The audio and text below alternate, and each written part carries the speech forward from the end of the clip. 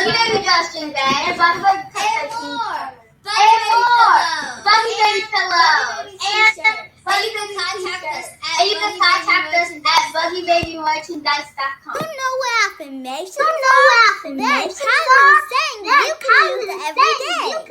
They build self-esteem so you can be more confident. Affirmations are great ones. You and your family will enjoy. Try it today and check out my other books as well on Amazon. It's time to read a story, a bedtime story. It's time to read a story with Liz Pat. It's time to read a story, a bedtime story. It's time to read a story with Liz Pat. So I hope that you log on, 'cause by the end of this song, we'll be ready to read a story, a bedtime story. Get ready to read a story with Liz Pat.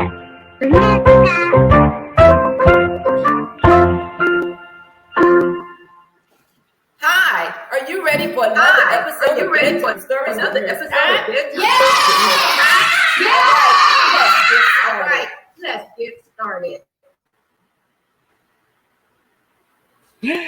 Welcome, everybody. Come on in. It is so good to see you guys again tonight. I know you just saw me on Monday night, and here we are again Wednesday night, but I just love you guys just that much. So that's why I'm here with you again. Well, guys, tonight I have with me Arthur J, and he's going to be reading his book called, I think it's this one. Let's see. Ricky the Rock That Couldn't Roll. Yes, Ricky the Rock That Couldn't Roll. And let me see here before we get started. Let me tell you something a little about our Arthur on tonight. And I think it's in this book. And then we're going to bring our Arthur to the screen. And we're going to go ahead and get started. Let's see here. Here we go. Arthur J. Molitsky. He's a father, Arthur, and business owner. Jay is excited to begin a new career bringing positive, happy, and sometimes silly stories to children and their families. He studied economics at Brandeis University and currently lives in New Jersey, where his daughter, Bria Page, is the inspiration of all his creative writing and endeavors. And this one is called Test to 10, That Wanted to Rock. But we are not going to listen to that story on tonight, guys. We're going to listen to another story. Well, guys, as always, what I need you guys to do, I need you to send up those likes, give us those hearts, and pick up your phone and go ahead and hit that share button and let everybody know that we are on the air. Well, guys, without further ado, I'm going to go ahead and bring my Arthur to the screen here. Hello, Ms. Pat. How are you? Hi, Mr. J. How are you? I'm wonderful, thanks. Thanks for having me on. I appreciate it. Oh, I am so glad that you had the opportunity to come on, because I know I had you scheduled. I think it was last year, and some things happened that you weren't able to come on. So I'm glad that tonight you were able to come and join us tonight and to read to us your story. Before we get started, Mr. J, let me see here. Hi, Yasmin. Hi, Shaniqua. Hi, Taylor and Braylon. Thank you guys for tuning in. Guys, listen, while my Arthur is reading tonight, if you have any comments, I want you to drop them in the comment box below, and we'll read them when we get to the end of the show. And if you're a first-time listener and you have not won a book from me, drop your name in the comment box below as well, and let me know that you are a first-time listener. Well, guys, without further ado, I'm going to go ahead and let our Arthur read on tonight. And when he's done, I'm going to come back and we're going to do a little interview with Mr. J. Wonderful. Well, thanks again for having me on. Everyone, my name is Mr. J, and I'm an author, and I've written a number of books, but I'm going to read the very first one that I've written, which is called Ricky the Rock That Couldn't Roll. And I wouldn't say this is necessarily my favorite book that I've written, but it is definitely one that is very close to my heart because it is my first one. And I've written a lot of other books featuring these same rock characters. So I'm going to read it for you right now, and hopefully you guys will enjoy it. And if you have any questions, please feel free to leave them in the comments. I'll be absolutely happy to answer them when we get when I finish reading. So, Miss Pat, you can start sharing the screen. Is that can everybody see the cover of the book? I'm assuming that's a yes. So, Ricky the Rock that couldn't roll. Over the lake and out past the bay was a green grassy hill where the rocks came to play. They would race to the top to take in the view, then roll their way down the way rocks love to do. There were Kip, Pip, and Chester, and Marvin the Boulder. Ignatius played too, though he was much older. And a group called the Pebbles never ever sat still, zigzagging their way up and over the hill. And you can see all those crazy pebbles are all over the hill. Those pebbles are a lot of fun. Kai was a meteorite and not from this planet, and Maya was lava but taken for granite. Stu was a smart one, Parker the clown, and grumpy old Ebert rolled round with a frown. Gabby was sassy, Lisi had flair, Emma was giggly, and Hud had black hair. And you can see that the rocks are talking to each other, and Parker saying, "How do you make a tissue dance?" And Ebert saying, "Seriously?" And Lisi says, "You put a little boogie in it." So that's the rock's little joke. But the one trait that seemed to be shared by them all was that every rock there was shaped like a ball. And because they were round, they could easily roll through the grass, past the lake, up and over the knoll. Except for poor Ricky, who quietly sat. You see, Rick couldn't roll because one side was flat.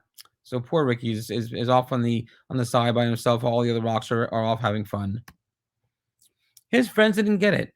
"Come roll," they would chant. So Ricky tried, but replied, "I'm sorry, I can't." You can see he's trying really, really hard. He just can't do it because he's flat on one side. But the rocks were determined. They were sure they could solve Ricky's flat-sided problem and help him revolve. So Marvin the Boulder, with his impressive physique, carried Rick all the way to the hill's grassy peak. Then he pushed him downhill, yelling, "Keep rolling, kid." But Rick didn't roll. He just kind of slid. And Ricky's saying, "This feels like a bad idea," because he's racing down the hill. He can't stop. He has no brakes, no idea what he's gonna crash into. So obviously, this is not the best idea. Well, the rocks weren't done, not by a mile. Surely this next try would get Rick to smile. They stuck rubber balls all over Rick, using big gobs of glue to get them to stick. They were proud of themselves. "This will work," they announced. But Ricky still couldn't roll. Now he just sort of bounced. And Ricky's saying, "No good, no good, no good," because he's bouncing all over the hill and probably getting a little bit of a tummy ache from all that bouncing. Well, they pushed and they pulled, trying every which way to get Rick to roll, but by the end of the day, nothing had worked just like Rick expected, and he ended up feeling depressed and dejected. "It's no use," Ricky sighed. "There just isn't a way, so I'll sit off to the side and watch you all play." But his friends wouldn't quit. "We're here for you, brother, and we'll get you to roll one way or another." So they pondered and thought, each straining his brain, till they looked up and saw it was starting to rain. And that's when it hit that smart stone named Stu. "Eureka!" he shouted. "I know just what to do." He explained to them how they would get Rick to tumble. "My plan is pure genius." Stu wasn't too humble. So they carried our hero down the road about a mile to the lake where they gathered up mud they could pile on the flat side of Rick, creating a mound that they shaped, smoothed, and sculpted until it was round.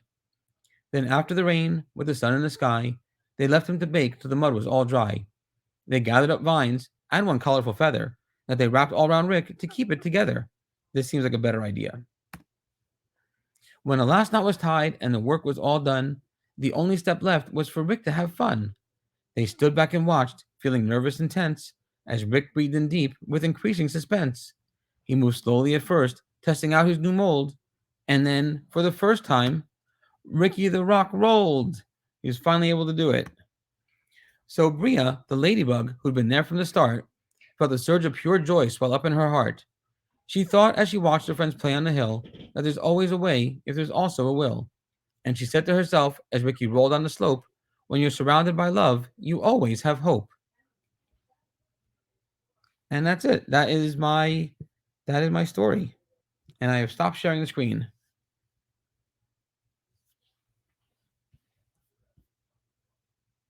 Miss Pat, are you still there? Oh, there we go. And I am here. Thank you, Mr. J, for that awesome story, Ricky the Rock that couldn't roll.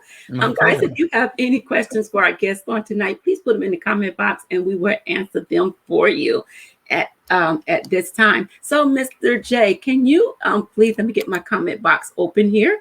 So if there's any questions, I can see them. So, Mr. J, can you tell us a little bit about yourself? Surely. So I live in New Jersey, and I live with my wife Amanda, and I've got 2 kids. My daughter Bria, who actually this book was written about originally, and my son Oakland. So Bria is 9 years old, and Oakland is almost 9 months old. Yeah. And can you tell us what inspired you to want to write your books about rocks? Well, it's funny. I didn't actually set out to write them about rocks necessarily. My daughter, like I said, my daughter is 9 years old, and my daughter has cerebral palsy. So that means that she's had a brain injury, and she can't walk or talk yet, even though she's 9. And when she was about all of her life, I've always spent every night reading books to her, and I've always credited reading books for a big part of why she's developed as much as she has, when she really wasn't supposed to have any development at all, really. And as I would read more stories to her, I would start to come up with my own ideas for stories and characters and things that I would want to write about. And I started looking into other books for and about kids with disabilities. And I started feeling that as I looked through them, I started feeling very, very unhappy with the books that were out there for kids with disabilities. They seemed very heavy-handed. They seemed very, very direct, very sad, and not very positive. Almost all of them seem to indicate that these kids could have a great life in their imagination. And I kept on thinking, I don't want my kid to have a great life in their imagination. I want my kids to have a great life, period. So I started thinking about a story that I could write that would be able to appeal to everybody, but still talk to parents of kids like myself, who might be needing a little bit of hope and a little positivity. Right. And so I started thinking about how could I do that. And ultimately, I played around with a lot of different types of characters, and then I started realizing, rocks are interesting because there's not a lot of characters that are made out of rocks, and you can have a whole bunch of rocks that can roll, and if one of them is flat, then that one can't roll. Right. And so it's very metaphoric to the life that myself and my daughter led. Where everyone around her, all the rocks in Ricky the Rock, they represent the family and the doctors and nurses and therapists and teachers who all work tirelessly to help my daughter learn how to live independently and learn how to walk. And Ricky obviously represents my daughter and any child who doesn't know how to walk yet. Yeah, awesome. And I love that concept that you put with the book and bringing it back onto your daughter. I know we were talking earlier, and I want to know, how many books have you written so far? Gosh, so that many? I think it gets interesting because you have some books that are always constantly in development. So I believe I've got 9 children's books that are out now. I've got 2 more coming this fall, and I've got 3 more slated for next year. And then I've had 12 books that were traditionally published by large publishers like Pearson and Cengage, but those weren't children's books. Those were adult books on things like marketing and advertising. They were very boring to write, and my guess is they were even more boring to read. So wow. I'm glad I don't write those books anymore. So are you still writing during the pandemic? Is it are you having more time to write now? No, actually, I would say during the pandemic, I probably had less time to do things because my daughter was off of school, and unfortunately, when you have a child who's got CP, she can't sit and read a book by herself or play with toys by herself. So she needs a lot more attention, a lot of entertaining. So over the last year, I haven't gotten quite as much work done as I usually would. But fortunately, over the last few months, her school is now back in session full time, so she's back in school on a regular basis. And that gives her a lot more things to do during the day, and it gives me more time to do some writing. So yeah, I've actually been writing a lot more lately. Awesome. Awesome. So those of you that are listening, if you have any questions for Arthur J, put them in the comment box. And again, if you're a first-time listener, make sure you put your name in the comment box and say, I'm a first-time listener. Someone will have an opportunity to win one of these books by Arthur J. And we would like to give one away tonight. So make sure you get your name in the comment box, and we'll make sure that we announce our winners at the end of the show. So Mr. J, can you tell us about your experience with writing, working with your illustrator, and even just coming up with the different pictures that you had to input in your book? Sure. So for all the different books that I write, I have different illustrators for every book, or at least for every series. So for example, I have Aaron Wozniak is the illustrator that I use for my rock books. I have different illustrators for other books that I've written. I pick illustrators based on with their style and which style works best with the mood or the tone of the books that I'm writing. So, for Mhm. example, I've got a book called Patrick Picklebottom and the Penny Book, which is very bright Oh, and wow. fun and vibrant. And so I needed an author. I needed an illustrator that could write that could illustrate in very bright, vibrant, fun colors. The Bear and the Fern, on the other hand, is much sadder and more serious. And so I needed a more an illustrator that was a little more muted. With Ricky and with the Rock books, I actually had a Mhm. very hard time finding an illustrator for these books. Oh, I went wow. through 3 initial illustrators, and they all made the rocks look like potatoes, and that really wasn't what I was looking for. And Wow. then I met with Erin, and she had this idea, um, and she asked me to give her a chance. So I gave her a shot to do a spread. Mhm. And the idea she had was I thought was brilliant. Instead of actually drawing the rocks, what she did was she just drew the outline of the rocks. And if you look very carefully, what you'll Mhm. notice is that all the texture of the rocks is actually not illustration. It's actually real paper that she Mm. crumpled up and then she photographed and then put it into the Wow. So that's inside research. the black outlines on the computer. So you can see Mhm. that one that tests the tin, tests a tin foil ball. So she actually took tin foil, crinkled it up, and then unfolded it, took a picture of it, and that's how she got the texture. So it was very, very smart. It takes a long time to do, but it came out really, really nicely. Wow, that is awesome. One of our guests wanted to know, did you write the book Scribbles Rock? I did not. That was actually written by Diane Albert, who was a good friend of mine. It's a great book, and yes, I didn't write that book though. That's one of the rock books that I have not written. Awesome. Okay, let's see if we have any more. No more comments in the comment box. Awesome, Mr. J. So, Mr. J, I know I talked to you earlier about your daughter, and I was for those of you who are just tuning in, Mr. J is the author of these 2 books, Test the 10 that wanted to rock, Ricky the Rock that couldn't roll, and he was saying to us that his daughter was his inspiration.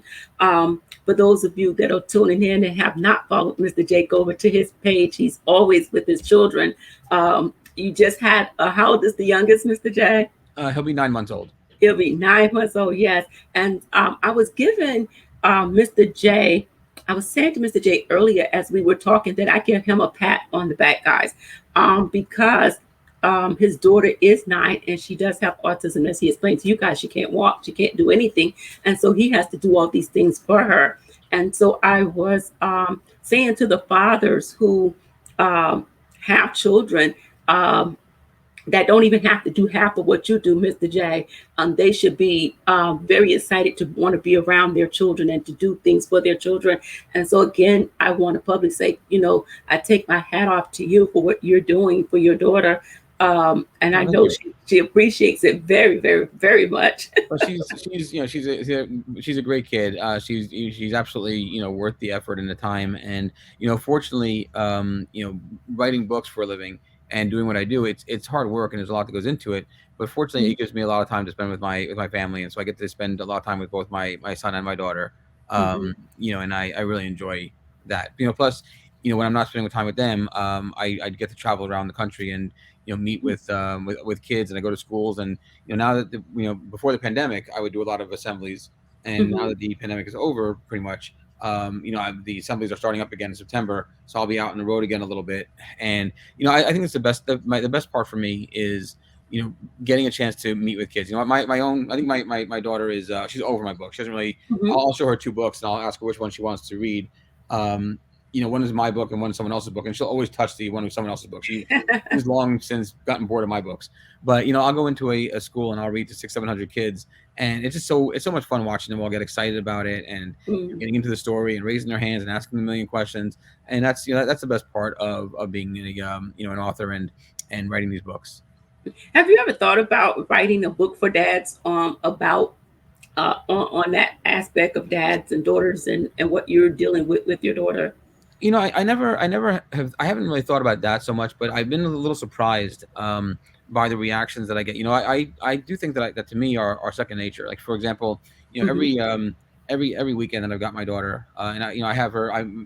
My I have her. Yeah, I'm sorry. My daughter is a product of myself and my ex-wife, and I've got a new wife now. But so I've got Bria 50% of the time, and so the weekends that I have her, I'll almost always take her out to a diner, and that's kind of like our thing. We'll go to breakfast at a diner. Mhm. I'll get her banana pancakes, and sometimes even though she's 9 years old, she'll sit in my lap sometimes, and I'll feed her, and we play and we do things. And I'd say probably 25-30% of the time, I'll go to pay the check, and the waitress will tell me someone's already paid it. You Oh know, wow, and favor. it happens so frequently. You know, and I really wasn't understanding why. And you know, one of the owners of one of the diners that I go to said, you know, and I asked him about it. He said, you know, it just the love between you and your daughter is so apparent, and it's so rare to see a father out to breakfast with just his daughter and taking care of her the way you are. That people just they just want to buy breakfast. And to me, it's strange. I never really thought about it, but then once he brought that to my attention, I started looking around, and I've noticed I see a lot of moms out to breakfast and lunch with their kids. I don't actually see a lot of dads by themselves out with their kids. And that's a shame. I think it's you know they should be. It's I think kids need, you know, those role models on both sides, you know, father side and the mother side. Yes, yes. Yeah, and I love your story. Guys, I know this is bedtime stories, but we did our story, and you always know that already know, guys, that I always do my interview at the end of the show. And Mr. J, I tell people that, you know, I thank God for my platform because it's bedtime stories for the children, but it's also a chance for parents to hear the other side of the author.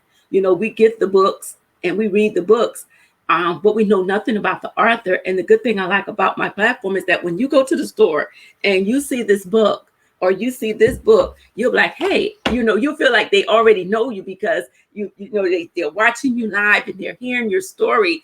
And so they'll be like, yeah, you know what, I want that book because I really like Mr. J. He was a really good, cool dude over there on Bedtime Stories with Miss Pat. So, you know, I want people to be able to hear again the other side of the author, because your story is a story within itself outside of the book. Your story alone with just, you know, doing what you do for your daughter is a story within itself. And there are so many people that are going through what you're going through, whether it's a mother that has a child that is autistic, whether it's a father, aunt, a grandmother. There's so many, and they just don't know what to do. They don't know who to turn to. And so Bedtime Stories is a platform where people get to hear the other side, and they can say, hey, let me inbox Mr. J and find out what is you doing over there that can help me over here. You know, and I love that. Yeah, and I think, you know, I get a lot of, it's interesting because Ricky the Rock, you know, it's like I said, it's a metaphor, and I get a lot of people emailing me and letting me know that, you know, they understood the message behind the book because they also have kids with cerebral palsy and, you know, whatever else, and so it does speak to them. When I do go to the schools, and, you know, I'll read to 600-700 kids at a time, you know, I'll ask them, I'll read Ricky the Rock, and I'll say, okay, so what is Ricky about? And all the hands will go up, and I'll call in the kid, and it's, you know, they always talk, they say it's about friendship. Great. And we go through different examples of what friendship is. And then I'll say, what else is it about? And every hand will go up again. And it will be, you know, the kids will say it's about not giving up. Great. We'll give some examples of that, whether it's music or sports or, you know, your school studies, whatever it is. And then I'll say, okay, what else is Ricky the Rock about? And at that point, pretty much every hand stays down, right? And I'll scan the room and I'll see 1 or 2 hands up, right? And I'll call one of those kids, and that kid will say, does Ricky have a disability? Yes, let's talk about that. You know, and that kid, I'll inquire afterwards, and I'll find out that he has a brother or a sister or a family member who's also got cerebral palsy, who also, and they can't walk or talk either. And so it speaks to people who live in that lifestyle. They understand the book on a different level than everyone else, and that was done on purpose, you know, so that it could appeal to everyone. So that most people who don't have someone in their family who's got cerebral palsy or any sort of, you know, special needs, they wouldn't know that that's what it was about. But for people like me who do live in that world, you get it right away. Right. And I forgot to give you kudos because anybody that come on my show, Mr. J, that's from New Jersey, I always give them hands up. Yes. Now, what part of New Jersey? So I actually grew up in a town called Oakland, which is actually my son's name. It was also Oakland. And I recently moved to Howell, New Jersey. Oh, awesome. I have a niece who has autism, and I want to purchase for my brother to read to her. And one of my guests wants to know, where can we purchase your book? So, I mean, you can actually buy the book at a Barnes Noble. Ricky the Rock is in every Barnes Noble around the country. You can also buy it obviously on Amazon. If I have a choice, I would say to buy it off of okiebees.com, OAKIEBEES.com. Which is a growing retail website that I launched about in March, and we have about 350 or so children's books, including all of mine. And if you drop me a message in the notes area when you make the purchase and ask me to sign it and tell me who to sign it to. I will sign the book for you and before I send it. Awesome. Well, guys, does anybody else have any questions for my guest on tonight? If you do, just drop it in the comment box. Again, guys, before we go off air, if you are a first-time listener and you have not received the book from me, place your name in the comment box below, and I will make sure that I send you out a copy of Mr. J's book. Mr. J, one of our listeners wants to know if you could spell the website one more time. Surely. It's Okie Bees, which is a combination of my son and my daughter's name, Oakland and Bria. It's OAKIEBEES.com. And if you have that, Shaniqua, if not, Shaniqua, go. If you guys did not get it, go over to Mr. J Miletsky's page. Is Miletsky. Ms. Miletsky, go over to his page, and you'll be able to find all the information and the correct spelling of the website over on his page over on Facebook. You guys just inbox him for more. For some of the information. So, Mr. J, we have about 1 minute left, and I want you to leave us with a word of encouragement. The biggest encouragement I can tell everybody is, that there shouldn't be any barriers. I think when I learned when it comes to my daughter that, I was told that she would have absolutely no life whatsoever, really. And, that's absolutely not the case. She laughs, she smiles, she knows who we are. She's a very happy kid. Wow. People have told me that there's no way to make any money in writing, and I've done pretty well with my writing. Just because people tell you that something can't be done doesn't mean that it can't be done. You just have to find a way to do it. Find a way to do it. I like that one. Oh my God! Every week when I do the show, Mr. J, I ask my authors to give me a word of encouragement, and I get so many great encouragements, and I like the one that you gave us on tonight. And I want to thank you, Mr. J, for joining me again on tonight. Again, kudos to you in fatherhood. Keep up the good work and keep up the writing. And hopefully you'll come back and join me again. Join me again. I would love to have you anytime. Come on. I appreciate you having me on. Yes. A lot of fun. Yes, and to my listeners, I want to thank you guys for watching me every week here on Facebook Live, and also join me on Saturdays on my Roku channel at 9:30 a.m. And if you would like to do a commercial on my my show to promote your business, just inbox me and we can get you in on that as well. Well, guys, we have to get out of here, so we'll see you again on Thursday night right here on Facebook Live. Again, for another episode of Bedtime Stories with Miss Pat. Thank you guys for watching, and I love you. Bye-bye. Thank you, Mr. J. Thank you.